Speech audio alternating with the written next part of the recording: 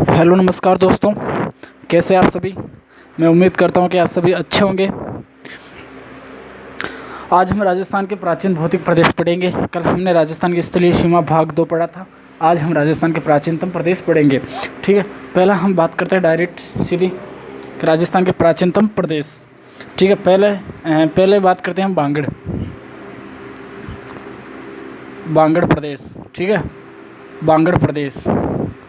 इस बांगड़ प्रदेश में राजस्थान के कौन सा क्षेत्र आता था और कौन कौन से ज़िले आते थे। देखो, ज़िले की अगर बात करें हम तो पाली ज़िला आता था, नागौर आता था, नागौर। इसके बाद में आता था नागौर सीकर,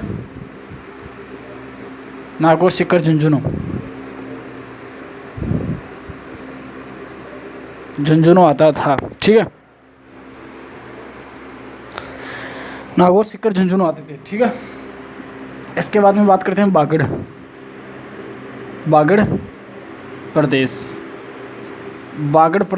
प्रदेश में राजस्थान का कौन सा क्षेत्र आता था, कौन सा जिला आता था। देखो, बागड़ प्रदेश में बांसवाड़ा आता था, बांसवाड़ा और डूंगरपुर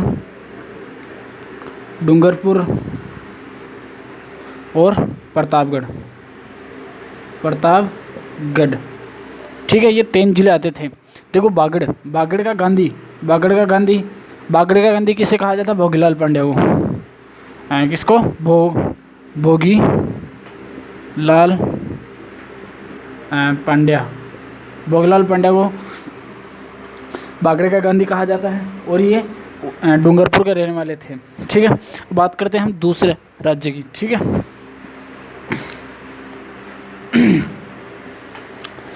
अब इसके बाद बात करते हैं हम मेवल। ठीक है, मेवल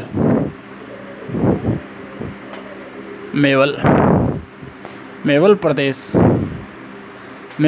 में कौन कौन से ज़िले आते हैं ये बात करेंगे। देखो, मेवल ज़िले में कौन कौन से ज़िले आते हैं। एक तो आता है डूंगरपुर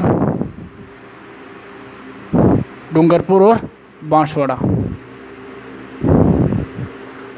बांसवाड़ा मेवल प्रदेश में आते हैं। ठीक है, अब हम बात करें इसकी तो इसका हो गया खेल खत्म। ठीक है, मेवल प्रदेश में 2 आपको जिले याद रखने हैं, ज़्यादा नहीं पूछेगा इसमें। डूंगरपुर और बांसवाड़ा आता है। ठीक है, अब इसके बाद में बात करते हैं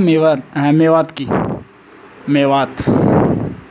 ठीक है, अब मेवात बात करते हैं। देखो, एक बार इसको मिटा लेते हैं हम पूरे को, क्योंकि थोड़ा 2-3 जानकारी और बतानी है इसकी। मेवात। ठीक है, मेवात में देखो अलवर और भरतपुर ये 2 जिले आते हैं। अलवर और भरतपुर। देखो, मेव इसको देखो, यहाँ पे एक जाति निवास करती है। वो जाति है मेव। यानी इस जाति के बहुल्य क्षेत्र होने के कारण इस क्षेत्र का नाम क्या पड़ा है, मेवात। ठीक है, यानी यहाँ पे सर्वाधिक मेव जाति पाई जाती है, इसी कारण इस क्षेत्र को मेवात कहा गया।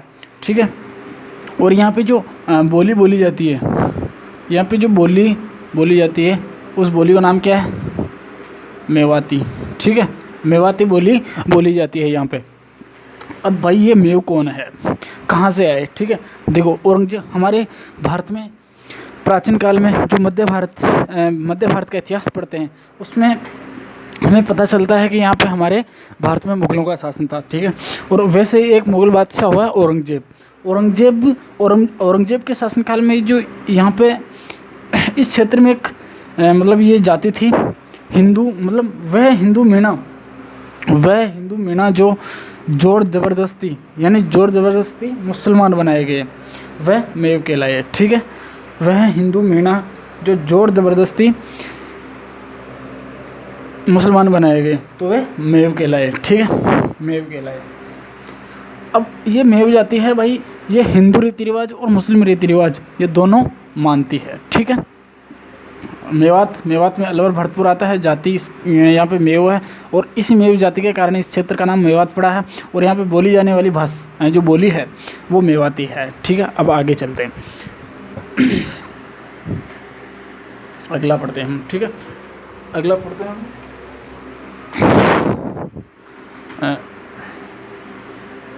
मत्स्य, ठीक है। मत्स्य प्रदेश, मत्स्य प्रदेश, मत्स्य प्रदेश में देखो जो जिला था वो राजस्थान का अलवर जिला था, राजस्थान का अलवर जिला, ठीक है। और इसकी राजधानी हुआ करती थी, राजधानी हुआ करती थी मत्स्य की थी बेराट। कौन सी थी? बेराट, बेराट इसकी राजधानी थी, ठीक है। वर्तमान स्वरूप है इसका विराटनगर, विराटनगर जो जयपुर में स्थित है। कहाँ है? जयपुर में है। ये जयपुर का विराटनगर है। इसका प्राचीन नाम था बेराट, ठीक है। बेराट किसकी राजधानी थी? मत्स्य की, ठीक है। और मत्स्य में कौन सा जिला आता है? अलवर जिला आता है। बात खत्म। अब आगे चलते हैं।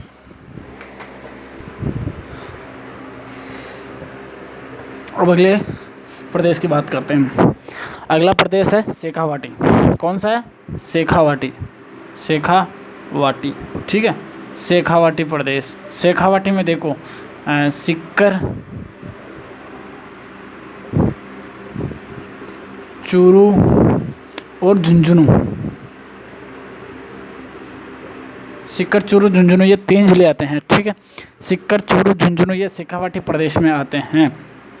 अब इसके बाद में आता है तोरावाटी, तोरावाटी, ठीक है, ठीक है। तोरावाटी प्रदेश, तोरावाटी में देखो सीकर और झुंझुनू जिले आते हैं। ये 2 जिले आते हैं तोरावाटी में। देखो तोरावाटी ये कांतली नदी का अफवाह तंत्र है, ठीक है। कांतली नदी का अफवाह क्षेत्र है। अफवाह क्षेत्र बोल सकते हो आप, अफवाह क्षेत्र है, ठीक है। ये तोरावाटी नाम क्यों पड़ा इसका? तोरावाटी नाम पड़ने का एक ही कारण है कि यहाँ पे प्राचीन काल में तंवर वंश का शासन हुआ करता था। जो यहाँ पे देखो प्राचीन काल में तंवर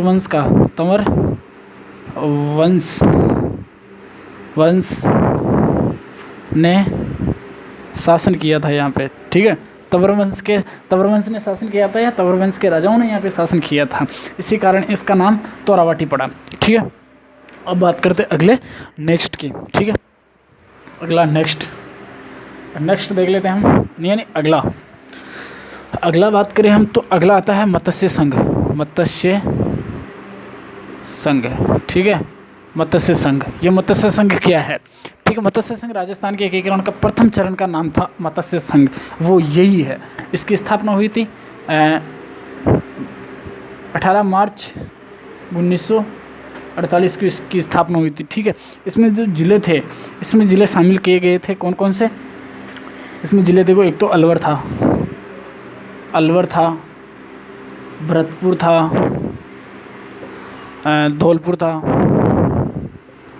धौलपुर था और करौली था, ठीक है। ये जिले थे, कितने जिले थे? 4 जिले थे इसमें। और इसकी राजधानी, ठीक है, राजधानी अलवर थी। इस क्षेत्र को हम पूरी डिटेल में राजस्थान का एकीकरण पढ़ेंगे, उस समय इस मत्स्य संघ को अच्छी तरीके से हम पढ़ लेंगे, ठीक है। अभी इसमें तीसरी जानकारी मिलेगी क्योंकि ये भौतिक प्रदेश के अंदर इसको लिया गया है, इसमें अभी इतनी जानकारी मिलेगी। बात करते हैं अगले राज्य की, अगले प्रदेश की बात करते हैं, ठीक है। अगले भौतिक प्रदेश देखो, अगला भौतिक प्रदेश की हम बात करें, अगला भौतिक प्रदेश है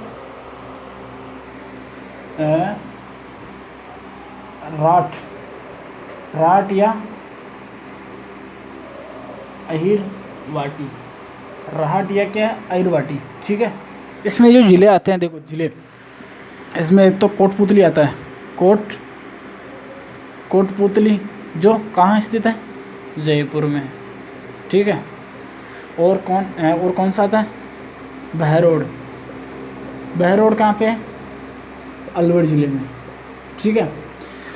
ये क्षेत्र आता है, यानी कोटपुतली और बहरोड के क्षेत्र को राठ या अहिरवाटी कहा जाता था, ठीक है, राठी। बात करते हैं हम राठी प्रदेश, ठीक है। राठी प्रदेश में देखो जैसलमेर आता है, एक तो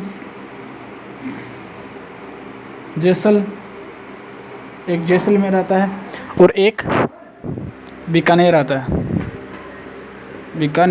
है,